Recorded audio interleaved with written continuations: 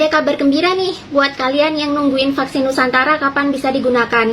Walaupun belum melewati uji klinis tahap ketiga, tapi sekarang vaksin Nusantara sudah boleh diakses oleh Kemenkes loh. Menurut update berita dari media Pikiran Rakyat, warga negara Indonesia yang berminat menggunakan vaksin Nusantara sudah bisa mengaksesnya. Menurut juru bicara vaksinasi COVID-19, Ibu Siti Nadia Tirmizi, untuk warga yang ingin menggunakan vaksin Nusantara tentunya harus menerima sejumlah syarat. Sebelum disuntikkan ke tubuh penerima vaksin, warga harus memahami dulu segala resiko dan efek samping yang bisa ditimbulkan oleh vaksin Nusantara ini.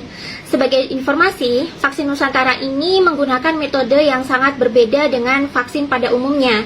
Vaksin umum atau vaksin konvensional menggunakan virus yang dilemahkan atau dimatikan, atau menggunakan adenovirus untuk disuntikkan ke tubuh si penerima vaksin. Setelah disuntikkan, harapannya virus atau adenovirus tadi bisa merangsang tubuh untuk membentuk antibodi melawan virus COVID yang sesungguhnya. Sedangkan untuk vaksin Nusantara ini berbeda.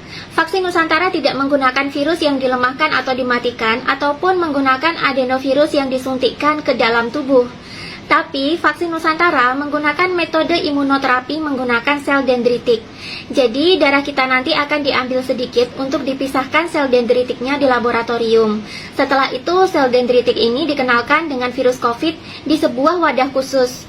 Sel dendritik yang sudah menyimpan memori tentang karakteristik virus COVID yang harus dilawan ini kemudian disuntikkan kembali ke dalam tubuh. Sel dendritik ini nantinya akan mengajari sel-sel dendritik lainnya dan merangsang antibodi dan daya proteksi terhadap virus COVID yang memasuki tubuh. Metode imunoterapi menggunakan sel dendritik ini awalnya digunakan untuk terapi pengobatan kanker. Namun dengan teknologi yang diriset oleh Dr. Terawan yang bekerja sama dengan perusahaan biomedis Amerika Serikat Ivita, terapi sel dendritik ini akhirnya bisa digunakan untuk melawan virus COVID-19.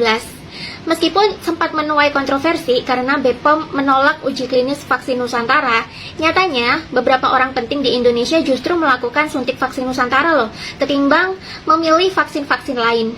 Beberapa orang yang memilih vaksin Nusantara, diantaranya ada Ibu Siti Fadila Supari, mantan Menkes era Presiden SBY, Kepala Staf Kepresidenan Jenderal Muldoko, Anang Hermansyah dan Ashanti, beberapa relawan yang dikomandani Dahlan Iskan, dan anggota DPR Adian Napitupulu. Dan dari orang-orang yang disuntik ini tidak menunjukkan adanya kipi berat dan merasa lebih sehat setelah divaksin. Dan tentu saja vaksin Nusantara ini aman bagi orang dengan komorbid.